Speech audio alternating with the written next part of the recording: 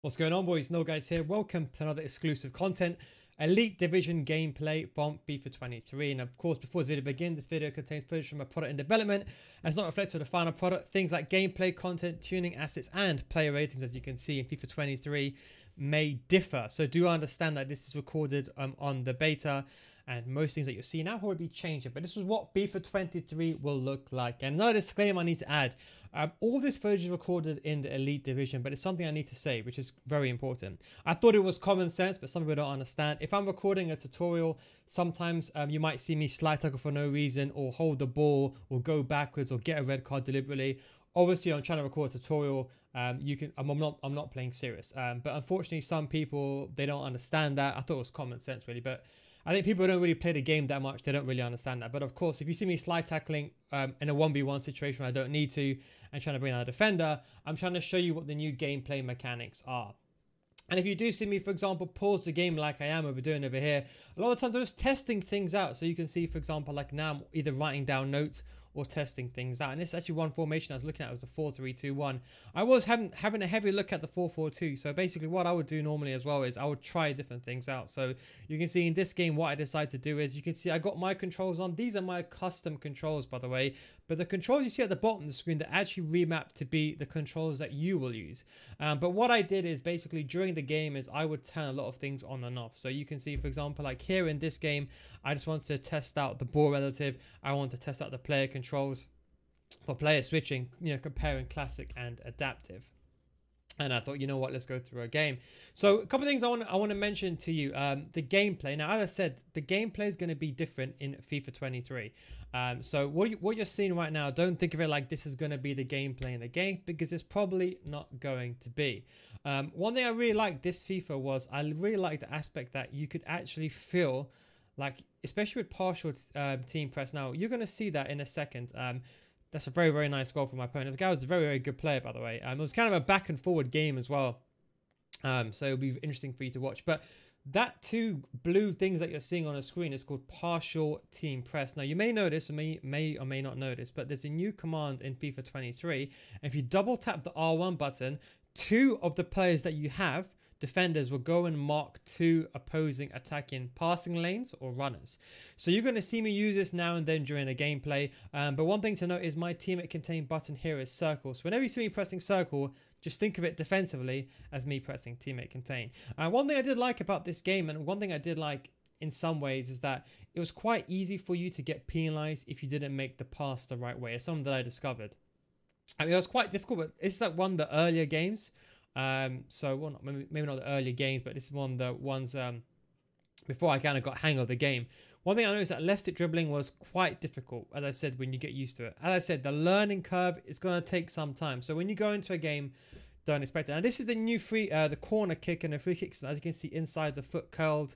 You do have the same options. I just kind of look in the background, just double checking. I think I was just having a look around, but you can see inside the foot low, you have all the different options.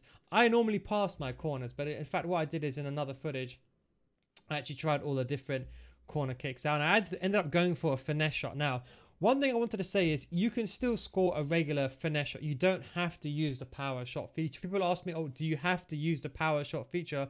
No, you don't. The power shot feature is there to help. Let's say if you're a regular shot and you want to make it a much better shot. The power shot feature in that case is there to help improve your shot. So you don't like you have to use it. Now you can see an example of that partial teammate contain. Oh, it's called partial team press, but anyway, get a nice chance here. A bit of a mistake from my opponent. A nice, simple, typical nil guys goal with a fake shot and a goal. I'm been looking very much forward to this year, especially with the new fake shots. I'll be honest, guys. As soon as the game comes out, I'd recommend learning those fake shots. Those new fake shots. The only downside is with the explosive fake shot. Don't forget you do need a 4-star skiller, and I believe your sprint speed and acceleration has to be above 85. But the only downside with that is only certain players can do it.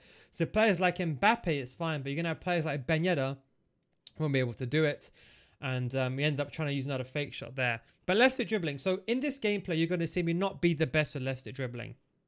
Again, this is like when I was still figuring things out. That was one thing I didn't really like too much. A very, very good play from my opponent. I'm just going to quickly go back just a couple of seconds over here.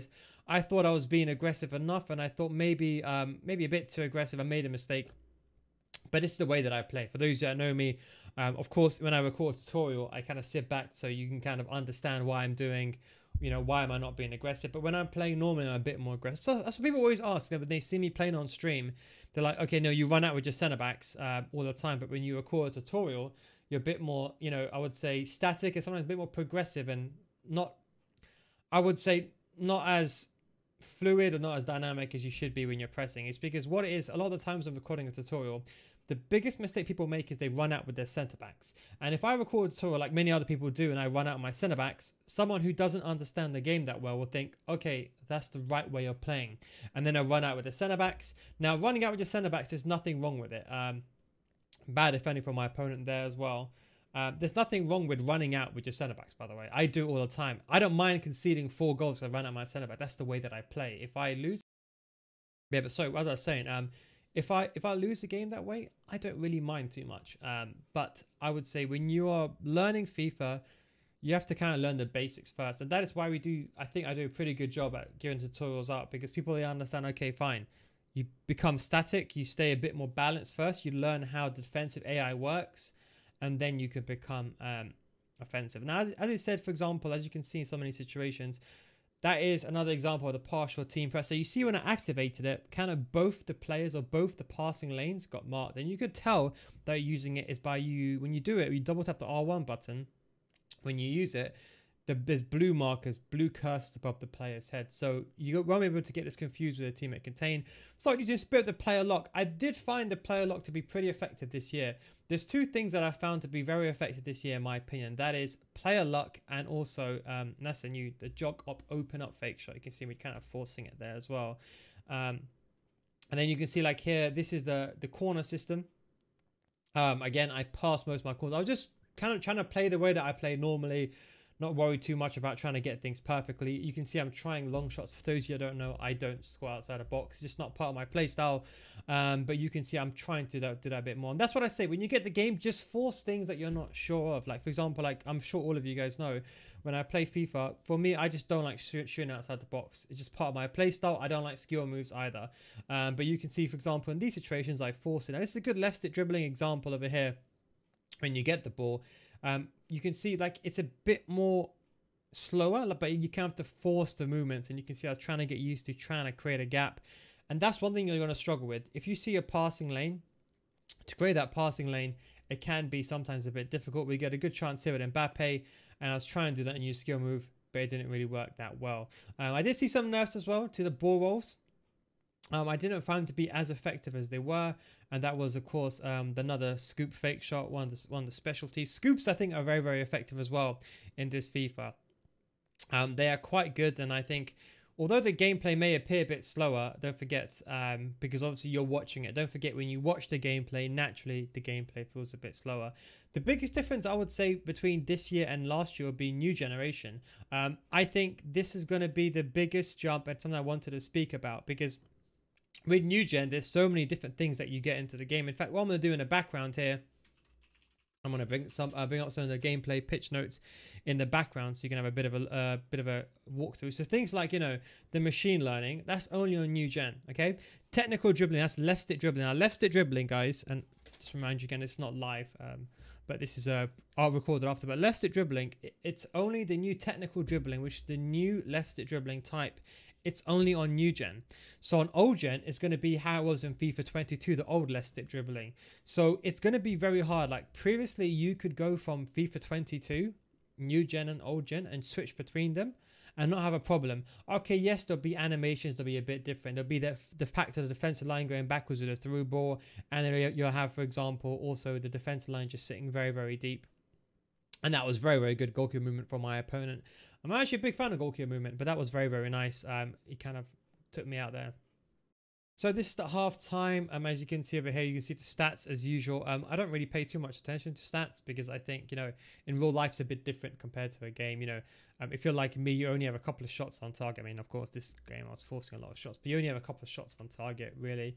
But yeah, things like machine learning, technical dribbling, the new jockeying system. So don't forget, you now have the new jockeying system that is completely different in FIFA 23. You can still be using a lot of press out possession loss. I actually really like press out possession loss I really, really liked it. It was actually a really, really good good way of pressing. Kind of, you have AI, a bit of assistance as well. But yeah, also I wanted to say technical dribbling. Don't forget the precision of the dribble touch. It takes into account dribbling and ball control. Dribbling agility and reactions is how quickly the animations play out. So players with better dribbling agility and reactions, so you're going to see a lot more of the finisher chemistry styles and the engines.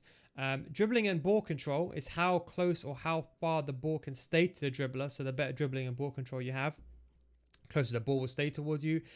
Dribbling and reactions is how much speed the ball carrier maintains when dribbling, which is an interesting one. Reactions especially. And then you have dribbling, agility, balance, and reactions together is how quickly the ball carrier can transition between dribbling animations. So you can argue the dribbling stat as a whole, as in the actual individual dribbling stat, is the most important, whereas before I would say is mainly agility and balance. Agility and ball control and reactions, I would say, are top 3 stats. So I think you're going to see a lot more of engines, a lot more of those as well. A lot more engines, a lot more finishing. You can see that's me trying to use less stick dribbling inside the box, trying it. And don't forget, the jockeying, the new machine learning jockeying, it only takes effect in FIFA 23. So I'm not too sure. I've not played old gen. As you can see, all this footage is recorded on the beta on new generation. But the old generation, I don't know if it's going to have, the run-in jockey in this gen. The way you run and jockey, basically the way you defend, the way that player moves when you hold L2 and R2, LT and RT, it depends on the defensive awareness. So the better defensive awareness stats you have, the quicker that player would move in a run and jockey. And that is a very, very nice power shot. I tried to move the goalkeeper because I thought he was actually going to go towards the left-hand side, and he very astutely outsmarted me there and went towards the centre of the goal with a power shot. So fair play to my opponent over there. But yeah, the run and jockey, the sprint speed doesn't really just determine how fast that player moves. It's now the defensive awareness. So it's not going to be the same in old gen as well. And then you have other things like accelerate. It's like a new different type of, like, when you have the explosive sprint, the lengthy sprint, the controlled sprint.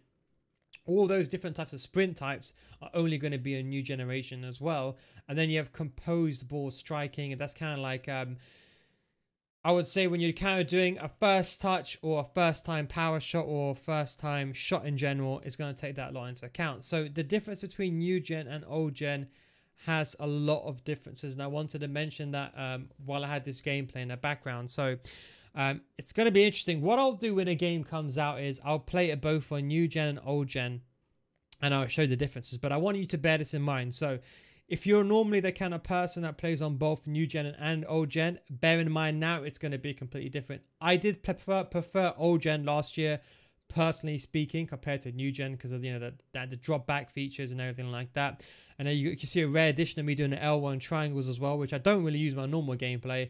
But again, I was testing things out, and they actually are very effective. Expect the L1 triangle to be very, very effective this year. I think, especially with the different running styles, like, the accelerate, you have the controlled, you have the lengthy, and the explosive runs. I think it adds a bit of a different element of the L1 triangles. You can see players like Virgil van Dijk being much more effective. And that's why I think players like Virgil van Dijk are going to be a bit more better defensively, especially when running back and defending those top through balls compared to other players. So that's why I would say this would be the first year since new gen, old gen really came out, which is about 2 years now, where the games are going to be completely different. So expect it to be completely different gameplay, not just the graphics, but also the gameplay. And as normal, I normally pass my free kicks.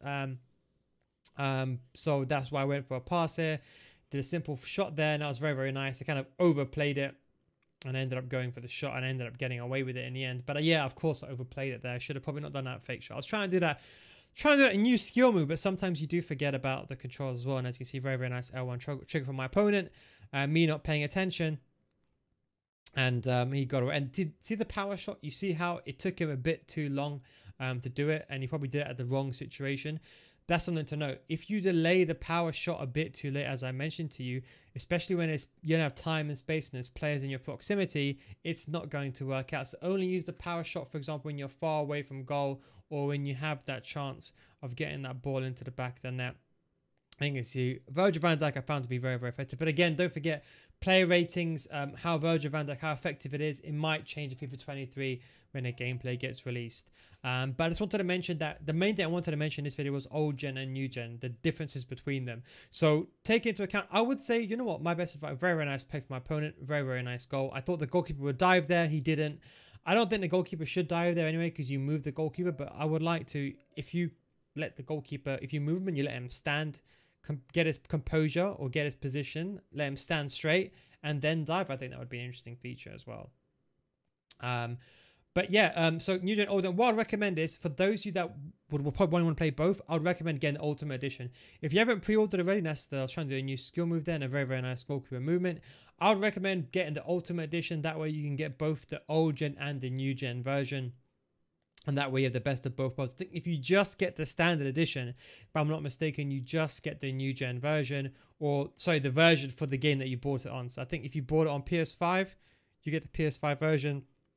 If you bought the standard edition on PS4, you get the PS4 version as well. And you can see here, I was just trying to test out the driven passes as well.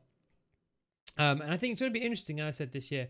What I'll do is, in terms of the partial team press, I have a tutorial coming out. As I said, because I use circle for partial team press and teammate contain, it's not really an accurate representation to show you a game where I was using the circle button. You can see instant hard tag. And I like this opponent because this guy was the same like me. We were just kind of testing things out. We weren't playing really that serious.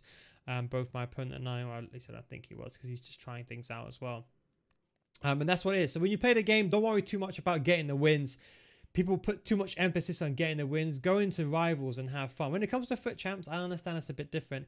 But when a game comes out, when you go into rivals, just try things out. You know, force yourself to play different ways. If you're like me, you don't shoot outside the box, you don't use skill moves. Just try to force those things just so you get used to the game and understand the differences. And I think we get one of the fun situations over here. Pass goes to the wrong player and very good defending from my opponent. And we try to use a jog, open up, fake shot. But anyway, guys, hope you enjoyed this video. Thank you very much for watching and take it easy. And I have a partial team press video coming soon on my channel. Thanks for watching. And of course, I'll catch you next time. Peace out.